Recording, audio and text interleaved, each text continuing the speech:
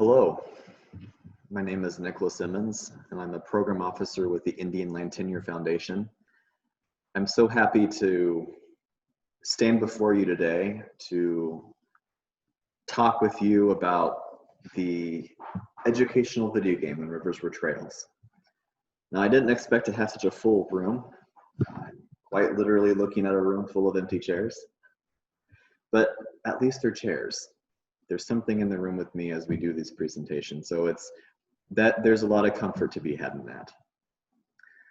But welcome to the session. I hope that you get out of this session what you're hoping to get out of it. And that's understanding some of the development, some of the purpose, some of the rationale for the creation of the educational video game, When Rivers Were Trails. But before we delve into some of that, I want to talk with you a little bit about who I am, where I come from, what I do, so that way you know who you're talking to.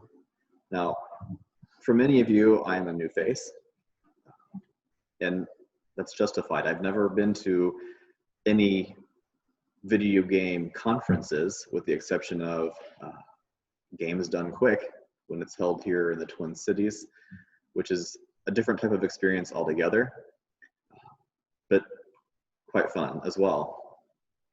I moved to St. Paul, Minnesota in 2014 to take the position here at the foundation. Prior to that, I worked in faculty teaching Native American studies and environmental studies at a couple different places before settling here.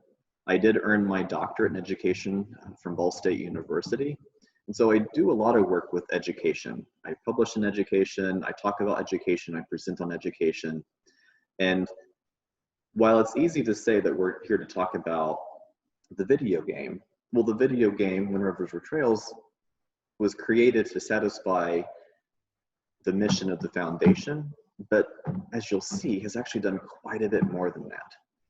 And so today, we're talking about some of those things, but I'm also wanting to take the time to contextualize the playing experience for you in the now and why it's here.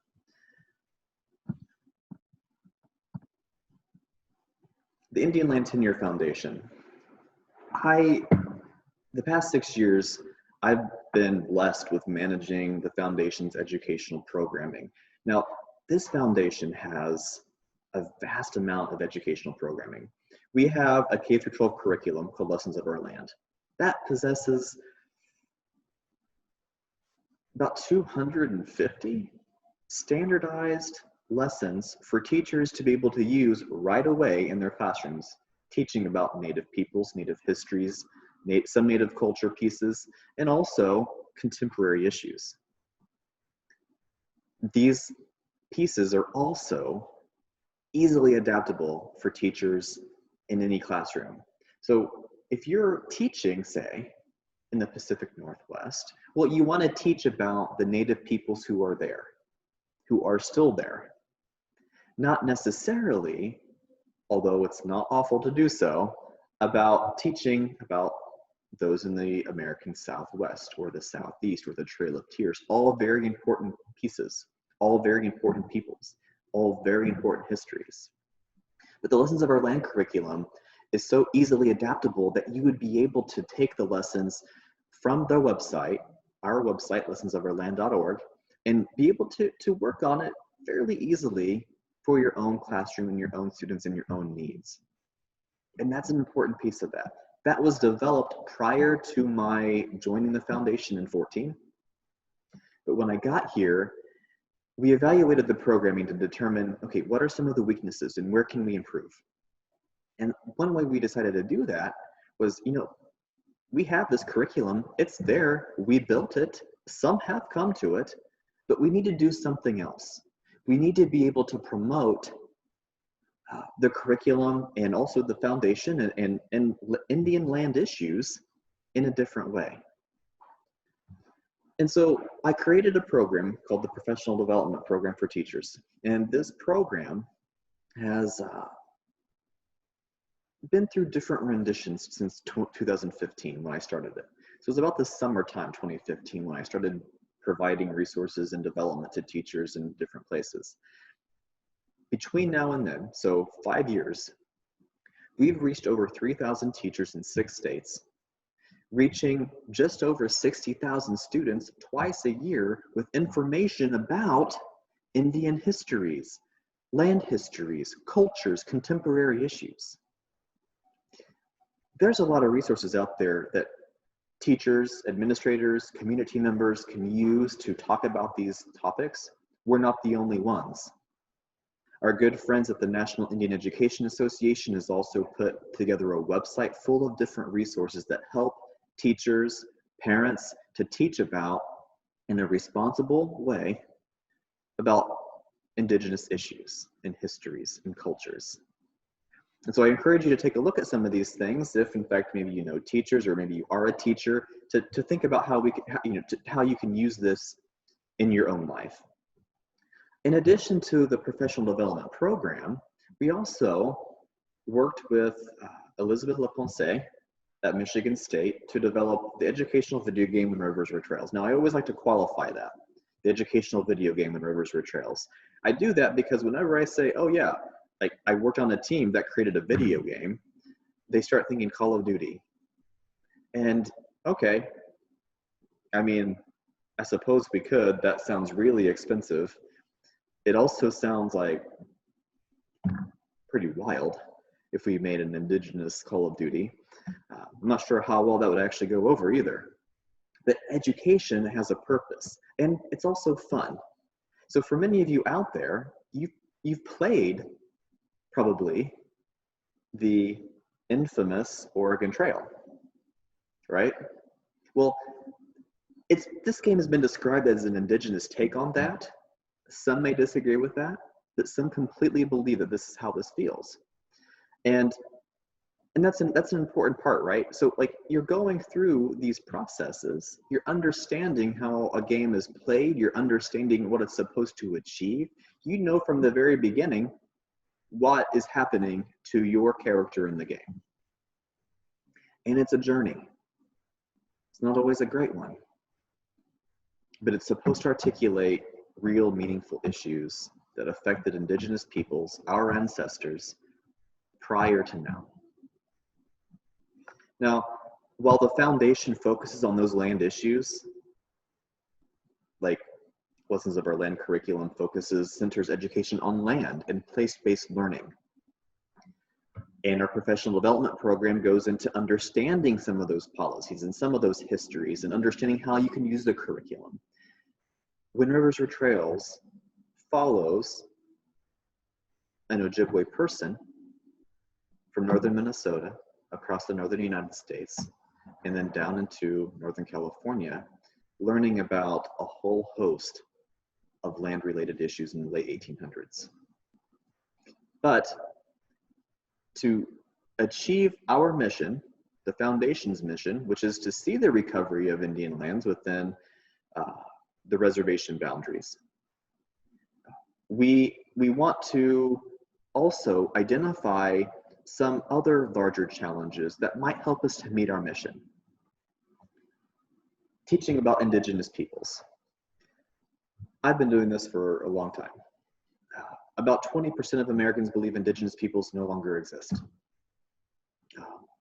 Probably they're thinking in terms of Native peoples who dress in traditional regalia all the time, wearing feathers, hunting, moving around, living in teepees. Those are real things. Those are real things that people believe that still happen now. And some pieces of that are true, they exist. But Native peoples are also real people who operate in real time. And so romanticizing some of those pieces is why some people believe that they no longer exist. About 13% of state history standards across the US cover information about Native peoples after the year 1900. 13% of state history standards. Which means 1900 rolls around, say you even have information that you're learning in your classroom about Native peoples, it stops at 1900. You have no idea what happened there. And there's a whole rich, diverse history of indigenous peoples, collectively speaking, but also individual tribal nations. And so we at the foundation recognize that this is a real problem. And so we can meet some of these needs by talking about the importance of land, what's happened, where it's gone, even through the 1900s and to now in 2020, when there are real legitimate contemporary issues related to the land allotment era of the late 1800s. The origins of this video game, it takes a while. So in 2017, the San Manuel Band of Mission Indians in Southern California granted the Indian Land Tenure Foundation the monies to develop an educational video game. Throughout 2018 and 19, game development occurred.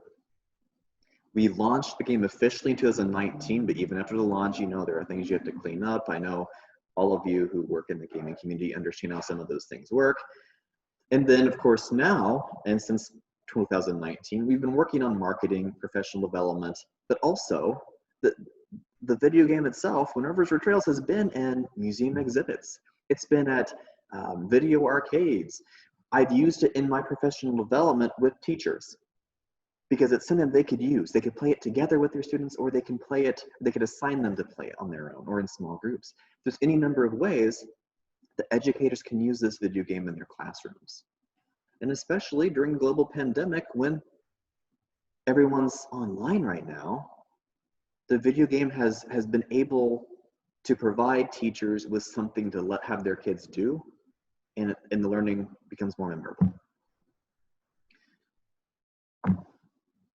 The game was developed by a fairly large team, or at least what was a large team for me.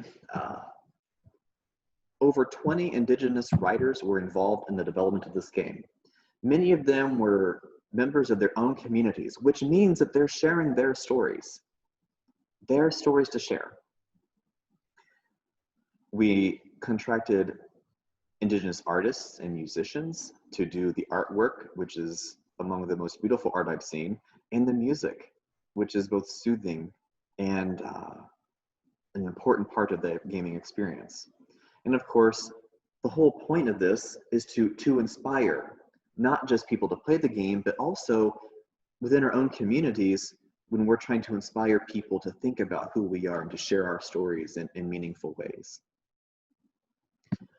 When Rivers Were Trails is designed, as I said, to teach about federal allotment policies. It includes diverse tribal histories. It shows a great deal of cultural expression, in addition to concepts of cooperation and conflict. Now, that's important because this was not a clean, easy history that we're talking about here.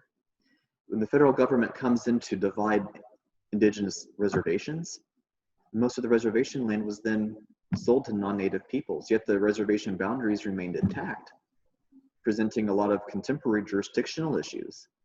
For those of you in Indian country or adjacent, you may be aware of some of those issues, and it's a challenge. It's a real challenge. The diverse tribal histories allows us to understand how different tribal histories are similar but also separate from the experiences of other tribal nations. They're not all one. And oftentimes in our classes and through high school and even in college, we're not completely taught that, oh, these are actually vastly different. That there is that this tribal nation's experience with allotment is a lot different than this one. Throughout the game, you also meet with a whole host of other things like women's issues, two-spirit issues. You have native peoples who are Indian agents who work for the American government, and that's a challenge as well, and something that people don't often understand. And so this video game explores some of those pieces. You'll have to hunt, you'll have to fish, you'll have to canoe, you have to take care of yourself, you have to trade, you have to forage. It's hard work to stay alive when you're forced out of your home and you don't know where you're going. You're just hoping to find something else. And so this game is supposed to capture that. And a lot of people who are playing it seem to reference that as well. So some of our preliminary research has been with tribal college student experiences. And there are three main themes that have arisen as a result of that. The first, most prominent experience has been the feelings of representation. So college students playing this game report that they feel represented first and foremost. We had some college students who talked to us who said, there are some of these people in this video game that remind me of my own ancestors. And these aren't the writers who were saying that. These are other tribal college students who are attending for any number of reasons. In our most recent study, we had about 7 students who participated in a game playing experience. They talked to me about that experience themselves and what it is that they got out of this gameplay. Feelings of representation. That makes sense. That makes a lot of sense, actually. Because we know for a fact, if we go back to our stats a few slides back, that about 20% of Americans don't even believe that Native peoples exist, and only about 13% of state standards have anything to do with Native peoples after the 1900s. So this is a substantial piece. The next most common theme was histories of land dispossession. Now, that's actually the whole point of the game, right? The whole point of the game is to understand federal allotment policies and how they've impacted Indigenous communities across the American West, Midwest to the American West. And so that theme should have been brought up. That makes also total sense. But something that this game has done for some of these college students is that they are now thinking about their own specific family histories in land allotment and how those things have affected who they are today personally. And so that history of land dispossession, while something that's happened to maybe a whole tribal nation, its impacts sift down into more specific family local histories. Fascinating and important. People are making connections between the video game and their own lives. They're also making a connection to the community. The last theme that I can report on is reflections on community. Wondering how it is that, okay, I've played this video game and I feel inspired.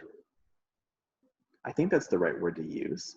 But they might feel motivated to better understand or to better visualize how it is that they can work within their own communities. I don't work within my community specifically, but I work in a foundation that works into many other communities in hopes of supporting them. These students want to go directly back to their communities and work on that and work with them. And so this video game, again, I don't know, maybe the word inspire isn't the right word, but it most certainly seems like inspiration has been had there. Granted, there are also tribal college students who had their own ambitions prior to. And so maybe this game that supported some of those inspirations and those motivations. And so this video game, this is just a preliminary result. Research is ongoing right now. Me and Elizabeth are working diligently on some of these new studies to better understand, to better evaluate the video game, because we want the best for it. We want the best for it and for the people who are playing the game, Native and non-Native. We want everyone to know the real histories, real Indigenous perspectives.